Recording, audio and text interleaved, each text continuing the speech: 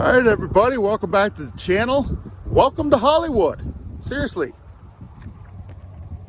welcome to Hollywood. Follow along.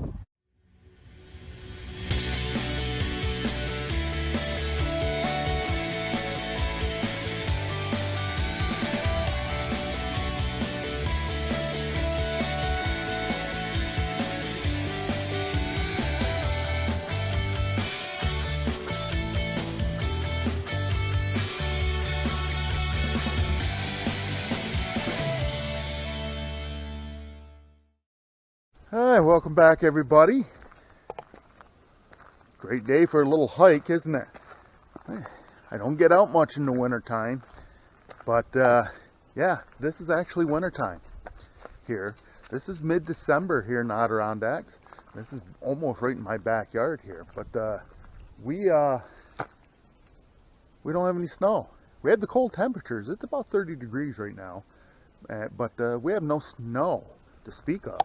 I mean, there's a little bit on the road, you can see on the way in, but yeah, just a couple days ago they had those horrific tornadoes in Kentucky and Nashville, Tennessee there, that they caused considerable damage and killed quite a few people.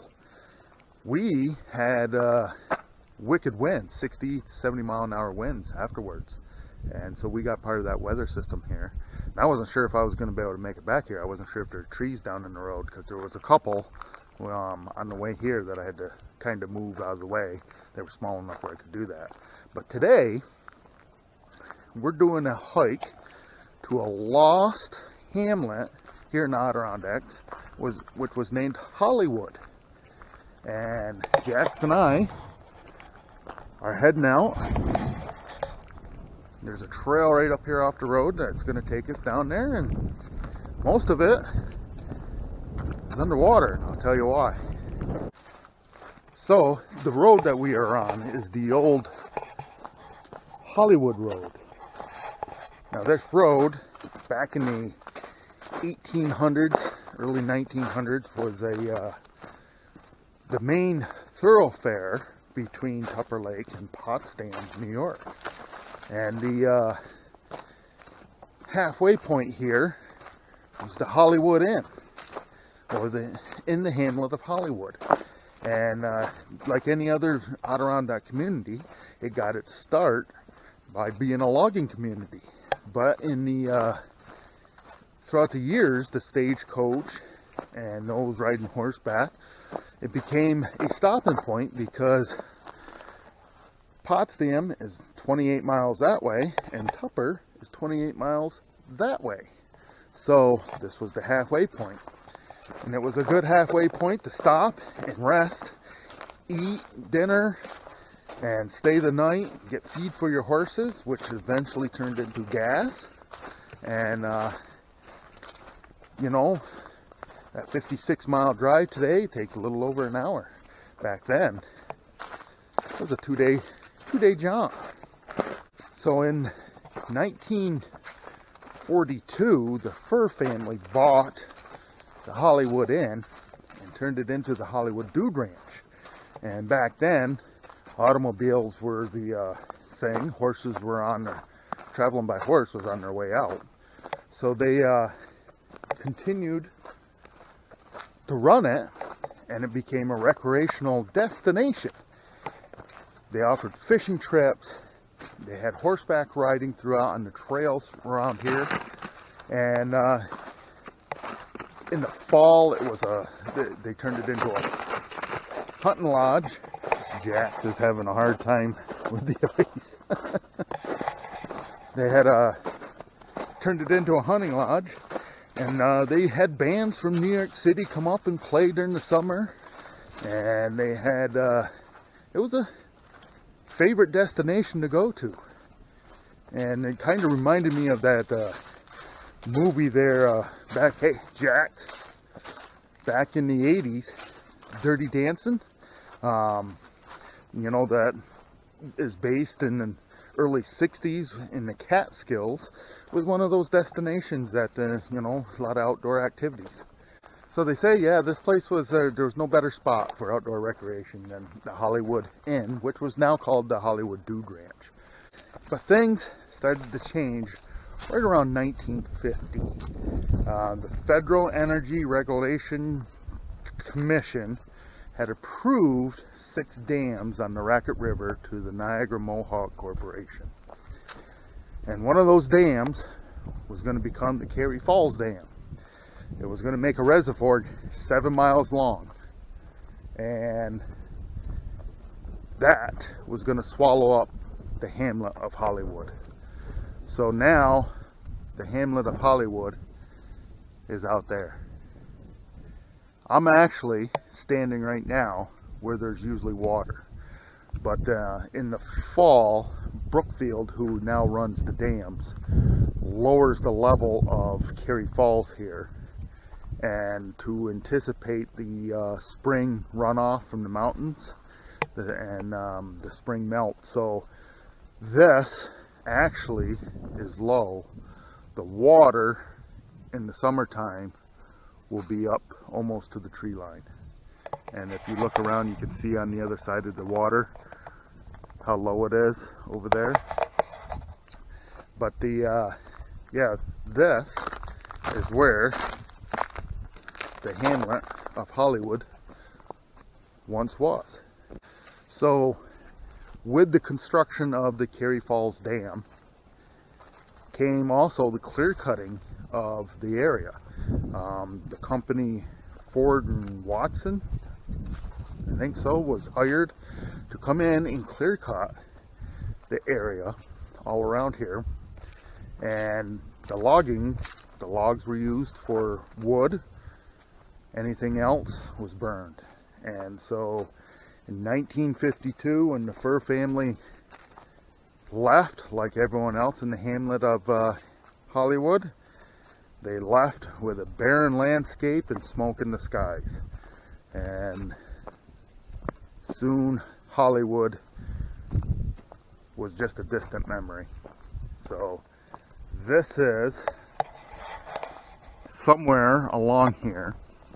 I do believe there is a foundation for the old Hollywood Inn, but I don't know exactly where that is.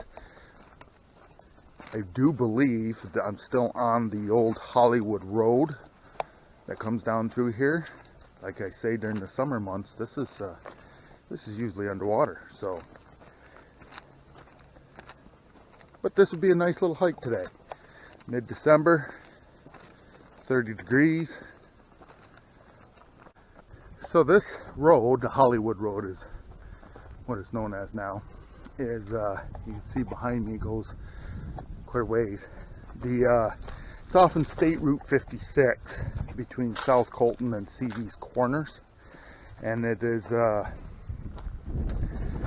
actually the boat launch for Carey Falls is where I'm parked at. There are camping sites in there. There's 16 camping sites, I do believe. Brookfield Power controls those sites. So we're gonna have lunch here today and see how the day goes. But the Hollywood Road, it's off in State Route 56, takes you back to Carey Falls.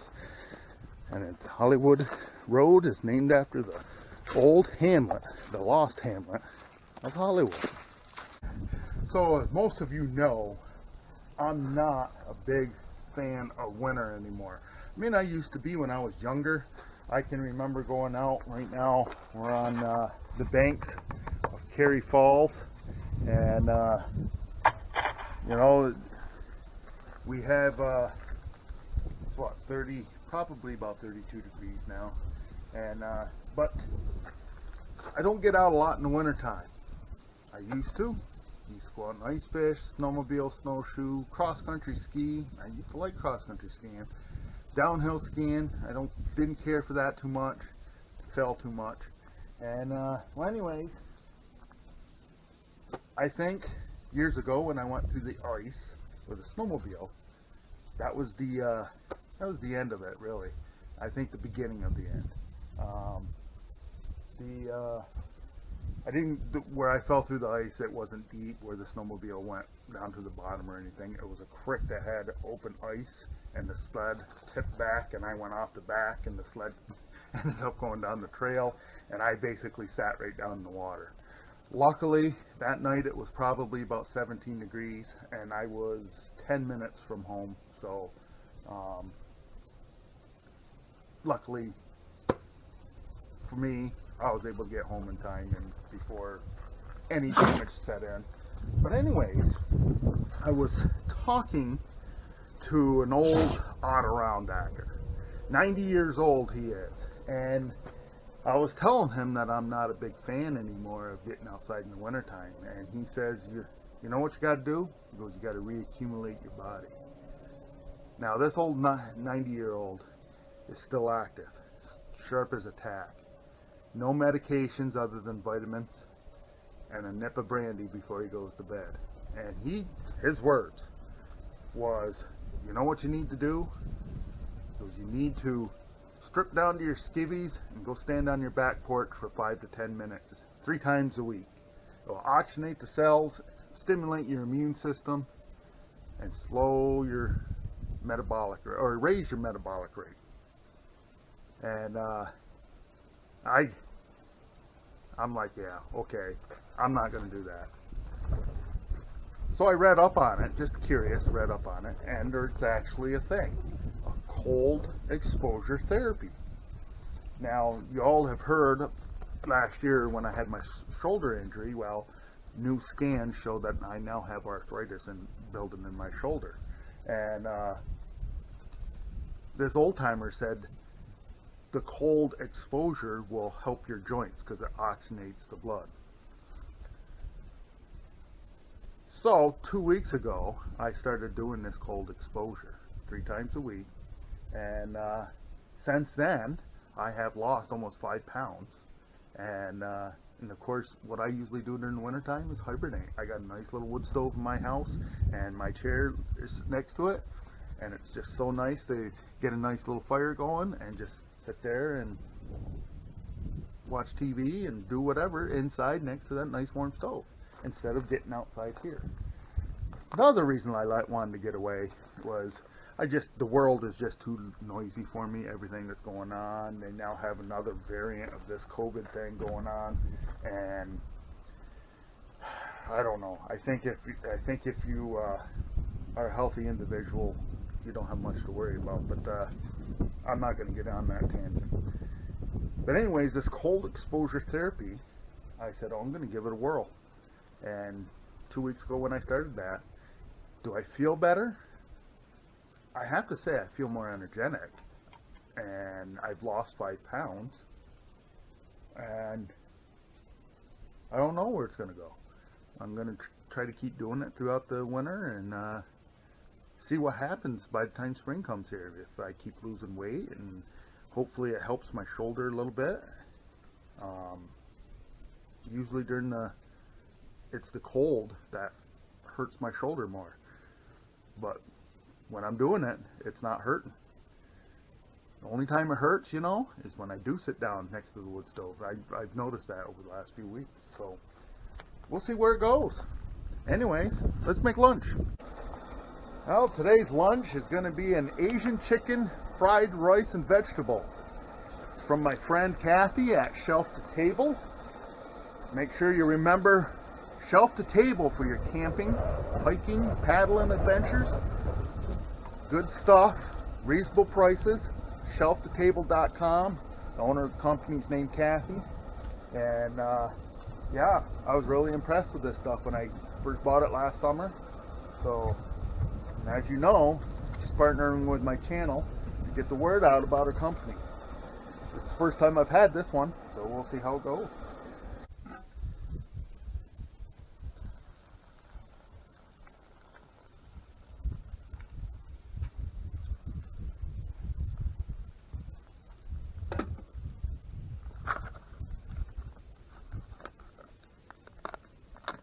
Seal it up,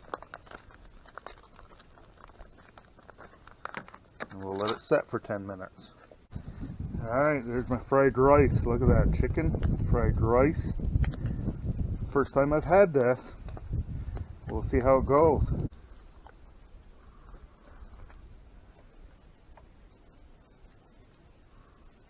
That's freaking good too. Jeez. Shelf to Table. That is the company. It's a new company.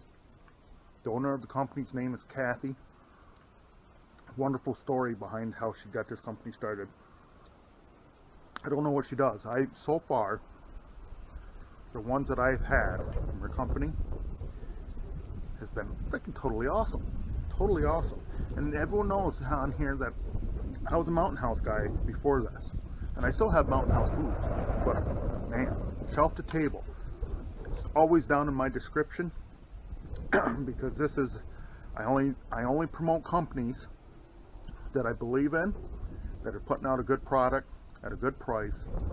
And Kathy's worked hard to make this company. So for your camping, paddling, hiking adventures, or even just to have on hand in case of emergencies, you never know what's going to happen. We had the 60-70 mile an hour winds 2 days ago. You know, you get trapped in your house. It's easy for me to get trapped in my house. You know, trees come down on my road, block me off from town. I may be in my house for 4 or 5 days. I can tell you in 1998 it was 27 days without power. So keeping freeze-dried food on hand is a must. Alright folks, you watched all the way through. Thanks for that. If you liked the video, make sure to give me a thumbs up. If you haven't subscribed, click the subscribe button down below. Continue to follow the adventure. And remember, folks, tomorrow is no guarantee for any one of us. So disconnect from that Wi-Fi, connect to this out here. You won't be disappointed.